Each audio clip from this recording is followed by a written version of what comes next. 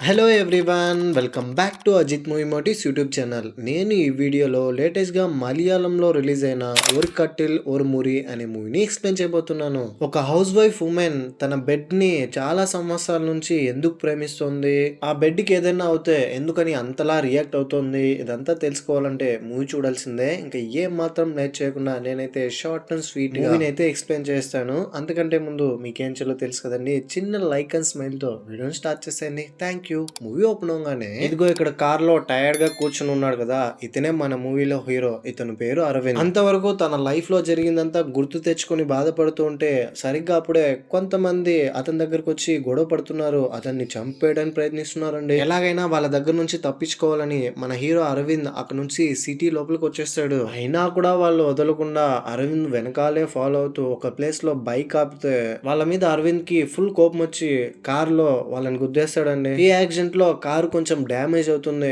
Car ని repair చేయించాలని ఒక మెకానిక్ దగ్గరికి వెళ్ళి అరవింద్ చూపిస్తాడు. ఆ మెకానిక్ కూడా కార్ కండిషన్ అర్థం చేసుకుని మన హీరో బాధని సిచ్యువేషన్ కూడా అర్థం చేసుకుంటాడు. ఇంతకీ హీరో వెనకాల హీరోని కొట్టడానికి చంపడానికి తిరుగుతున్న వ్యక్తులు ఎవరు, ఇదంతా తెలుసుకోవాలంటే ఇంకొంచెం కథలో మనం ముందుకెళ్ళాలి. ఈమె పేరు అక్కమ్మ, పక్కా తెలుగు.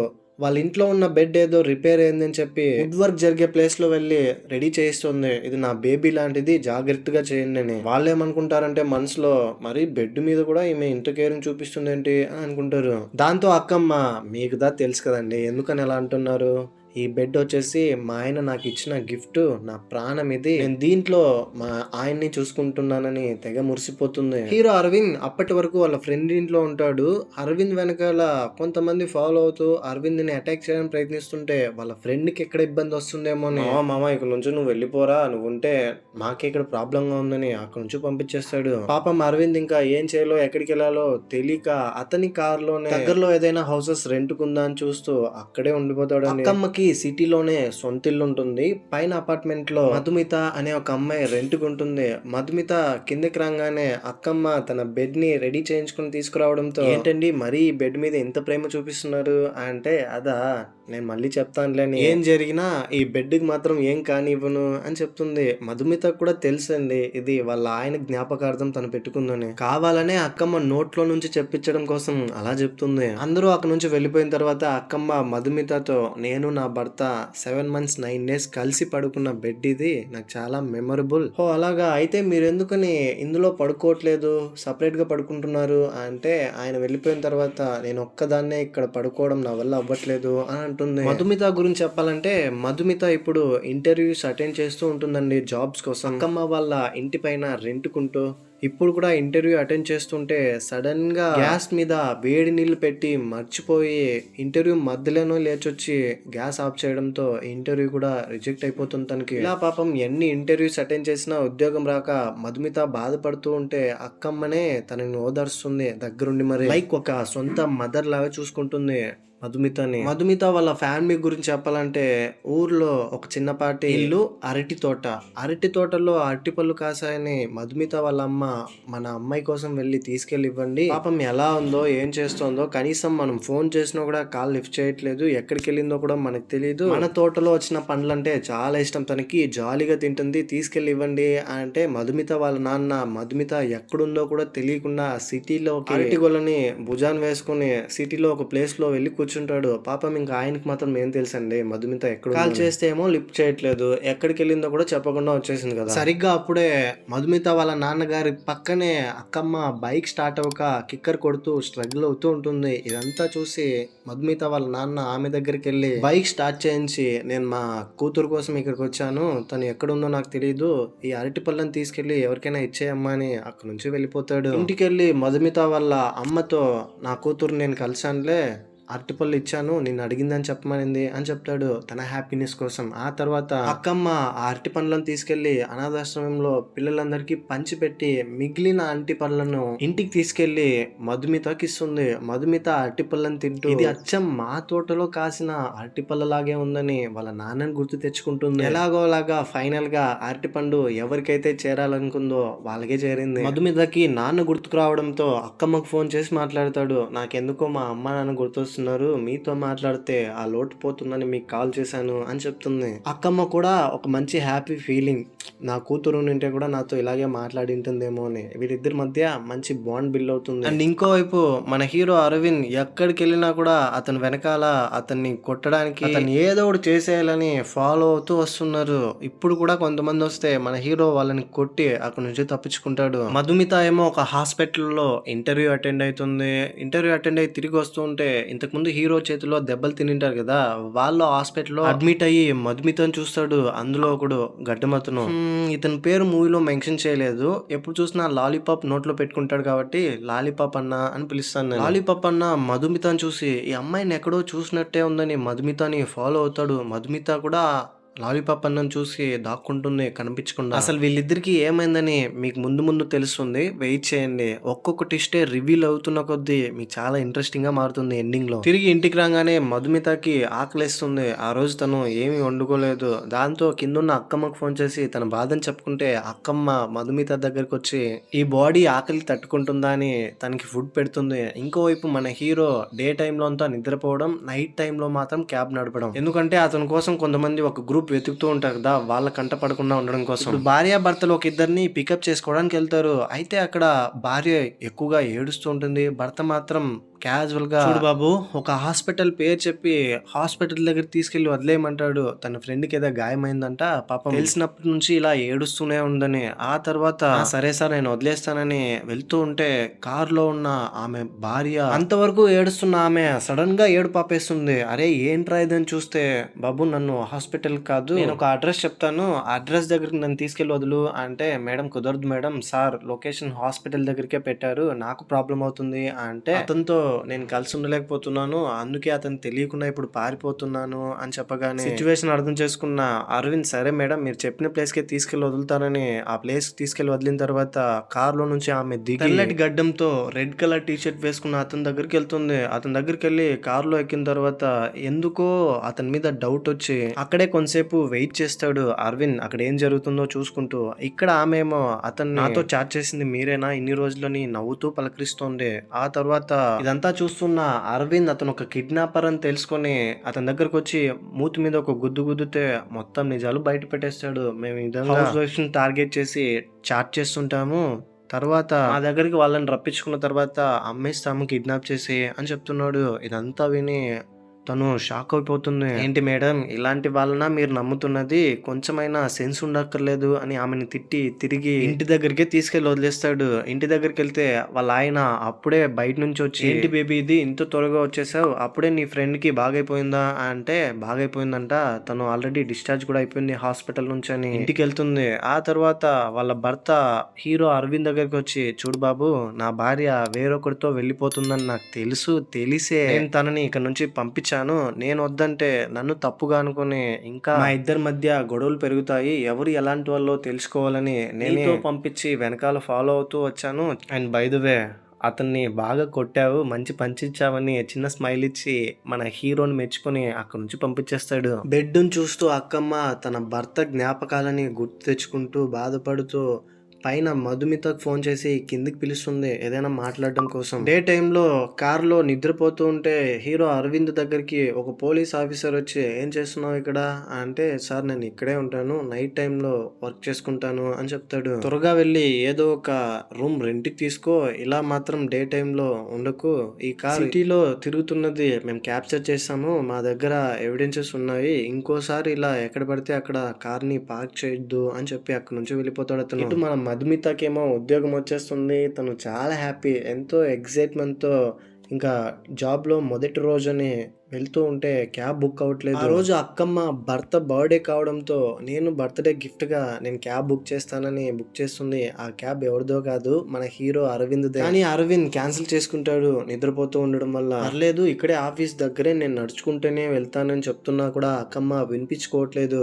కొంతసేపటికి మీ భర్త మిమ్మల్ని వదిలేసి వెళ్ళిపోయాడు కదా, అది కూడా వేరొక ఆమెతో, ఇంకా మీరెందుకని మీ మీద ప్రేమ ఉన్నట్టు తన పైన ఇంత ప్రేమ దాచిపెట్టుకున్నారు, మీరు చేస్తున్నది నాకు నచ్చట్లేదని అక్కమ్మని బాగా తిడితే అక్కమ్మ మొహం వేరే వైపు తిప్పి నా భర్త నన్ను వదిలేసి వెళ్ళిపోయాడు నిజమే, కానీ వెళ్తూ వెళ్తూ నన్ను ఎప్పటికీ మర్చిపోనన్నాడు. వేరే వాళ్ళతో ఉన్నా సరే నా జ్ఞాపకాలతోనే ఇప్పటికీ నన్ను తలుచుకుంటూనే అతను ఉంటాడు అని చెప్తూ బాధపడుతుంది ఎమోషనల్ అవుతూ. అనవసరంగా అక్కమ్మని తిట్టానేమో అని మధుమిత ఫీల్ అవుతుంది. ఇంకోవైపు మధుమిత వాళ్ళ అమ్మా నాన్నేమో వాళ్ళ కూతురు ఎప్పుడు వస్తుందో, ఎక్కడుందో, ఏం చేస్తుందో అని బాధపడుతూ ఉంటారు తలుచుకుంటూ. మధుమితకి నైట్ టైంలో నిద్ర పట్టదు. ఒక విషయం గురించి డీప్ గా థింక్ చేస్తూ ఉంటుంది. అలా నిద్రపోకుండానే అక్కమ్మతో మాట్లాడుతూనే ఉంటుంది ఫోన్ చేసి. ఆ తర్వాత నెక్స్ట్ డే బెడ్ కి పాలిష్ చేయడానికి వయసు అయిపోయిన ఒక అతను వస్తాడు. అతని ఫ్రెండ్ గా ఇంతకుముందు మొదట్లో మూవీలో మన హీరో అరవింద్ కార్ ని రిపేర్ చేయించుకుంటాడు కదా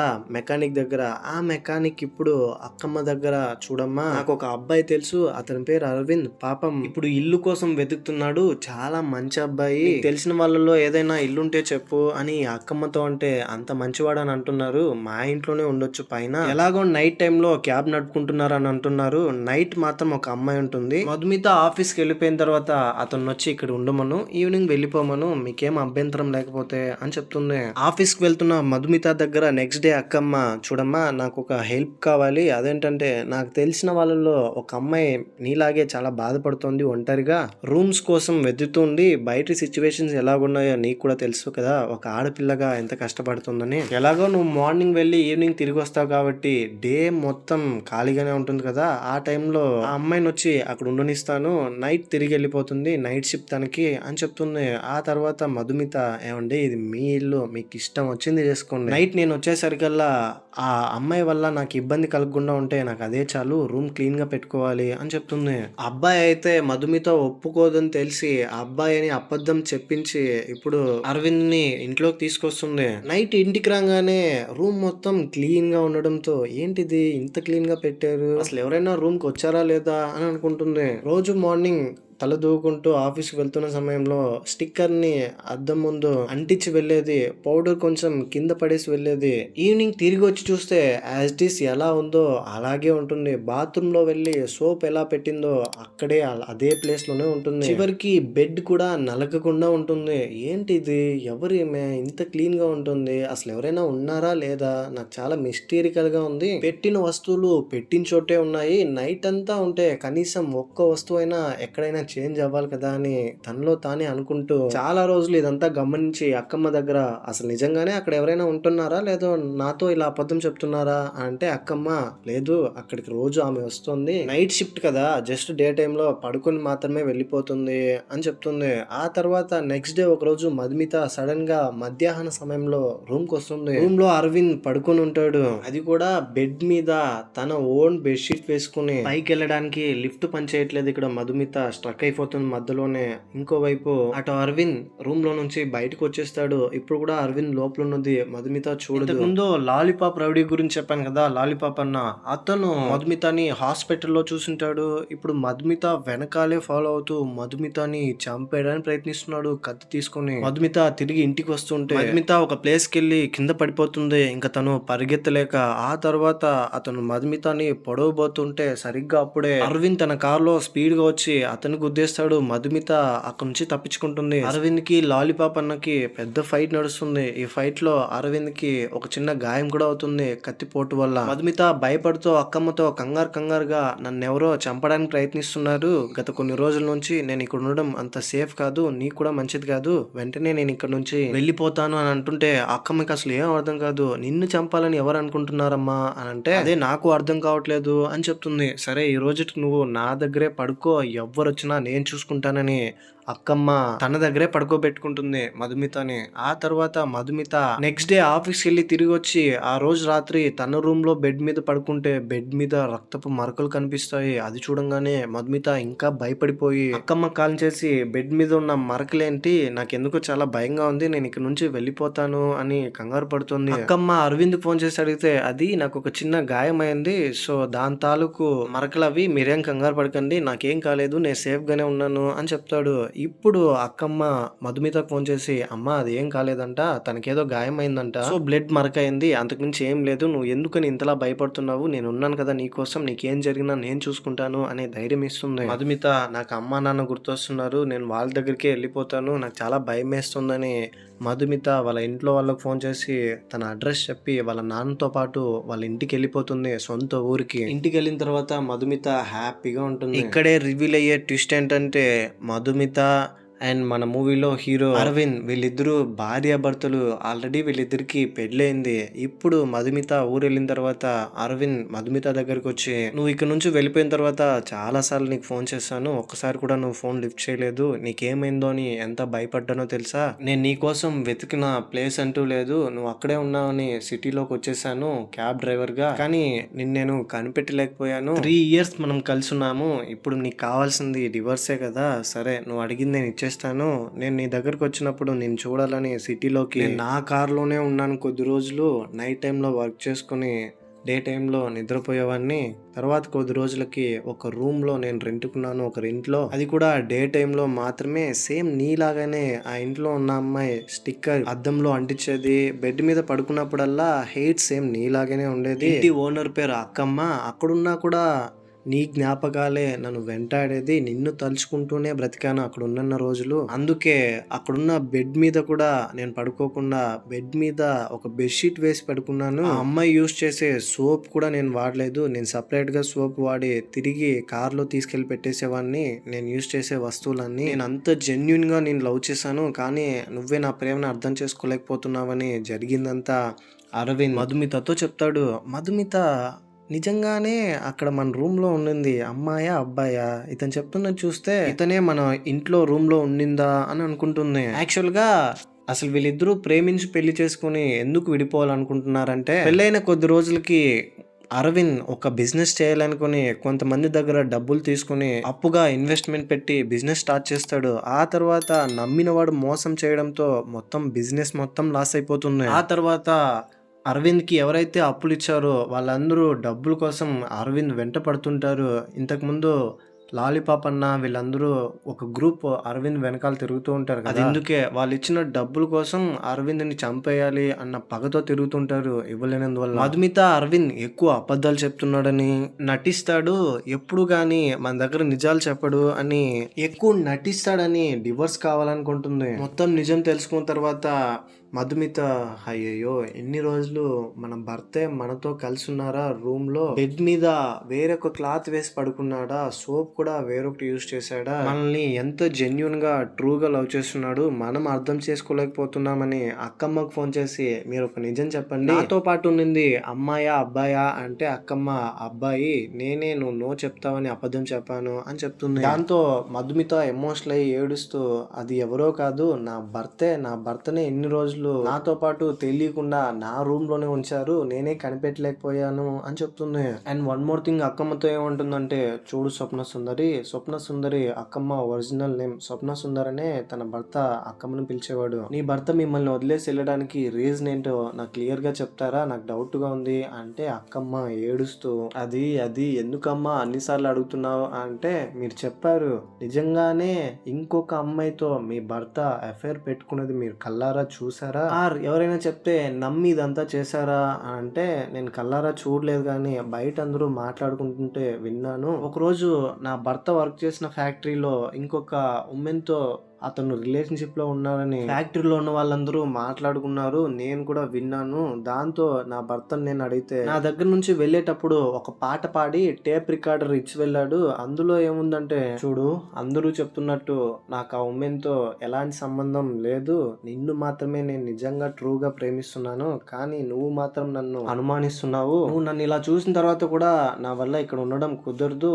ఇక నుంచి నన్ను నేనే ఒంటరిగా చూసుకోవాలనుకుంటున్నాను, నీ జ్ఞాపకాలు నీ నుంచి దూరంగా వెళ్ళిపోతున్నాను అని ఉంటుంది.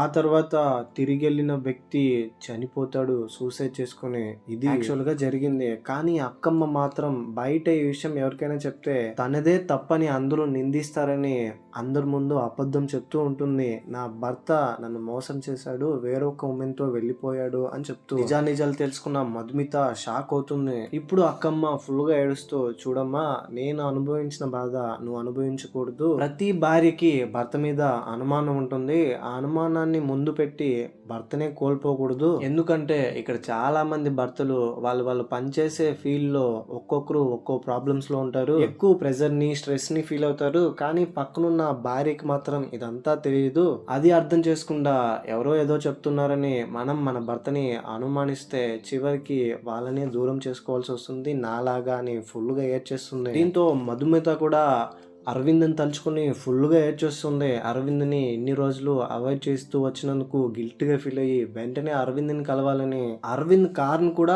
అరవింద్ వాళ్ళ ఇంటి దగ్గరే వదిలేసి వెళ్ళిపోయి ఉంటాడు. తనకి హెల్ప్ఫుల్గా ఉంటుందని కార్ని తీసుకొని స్పీడ్గా వెళ్ళి అరవింద్ని గట్టిగా హగ్ చేసుకుంటుంది. ఐఎమ్ సారీ, ఇంకెప్పుడు ఇలా చేయనని గట్టిగా హగ్ చేసుకుంటుంది. దీంతో వీళ్ళిద్దరూ కలిసిపోతారు. ఇంకోవైపు అక్కమ్మ తన భర్తను తలుచుకుంటూ ఏడుస్తూ బెడ్ దగ్గరికి వెళ్ళి బెడ్ మీద భర్త చనిపోయిన తర్వాత ఫస్ట్ టైం పడుకుంటుంది. భర్త పక్కనే ఉన్నాడు అని తలుచుకుని. అండ్ వన్ మోర్ థింగ్ ఏంటంటే చనిపోయాడు అని తెలిసినా కూడా తన గొంతులో ఉన్న తాళి తీయదు. ఇలా మూవీ అనేది ఎండ్ అయిపోతుంది. ప్రతి రిలేషన్షిప్ లోనూ ఏదో ఒక మిస్అండర్స్టాండింగ్స్ జరుగుతాయి. ఆ ఒక్క పర్టికులర్ సిచ్యువేషన్ లో జరిగిన మిస్అండర్స్టాండింగ్ పట్టుకొని మిగతా రిలేషన్షిప్ ని మనం ఎండ్ చేసుకోకూడదు. నేను ఎక్స్ప్లెయిన్ చేసిన దాదాపు అన్ని మూవీస్ లోనూ ఆడవాళ్ళకి సపోర్టెడ్ గా ఆడవాళ్ళని భర్తలు ఎలా హింసిస్తున్నారు అనేది ఎక్కువగా ఉంటుంది. బట్ ఈ మూవీ విషయానికి వచ్చేసరికి వాళ్ళు మిస్అండర్స్టాండింగ్ చేసుకోవడం వల్ల భర్తలు పడే బాధ గురించి మూవీలో చూపించారు. మీకు కూడా అదే నేను చెప్పాను. మొత్తం మూవీ చూసిన తర్వాత మూవీపై మీ ఒపీనియన్ ఏంటి, నా ఎక్స్ప్లెనేషన్ మీకు ఎలా అనిపించింది అనే దాన్ని ఏదో ఒకటి కింద కమెంట్ బాక్స్లో నాతో తప్పకుండా షేర్ చేసుకోండి. అండ్ ఇలాంటి కైండ్ ఆఫ్ మరిన్ని మూవీ ఎంటర్టైనింగ్ ఎక్స్ప్లెనేషన్ వీడియోస్ కోసం మన ఛానల్ని సబ్స్క్రైబ్ చేసి బెల్ ఐకాన్ క్లిక్ చేసేయండి. చాలా మంది మన వీడియోస్ అయితే చూస్తున్నారు కానీ సబ్స్క్రైబ్ చేసుకోవట్లా. మీకు గనక నా ఎక్స్ప్లెనేషన్ నచ్చితే ప్లీజ్ సబ్స్క్రైబ్ చేసుకోండి. ఇంకో ఇలాంటి ఇంట్రెస్టింగ్ వీడియోతో మీ ముందుంటాను. అంతవరకు సేఫ్గా ఉండండి, నవ్వుతూ ఉండండి, నవ్విస్తూ ఉండండి. Thank you. జై హింద్.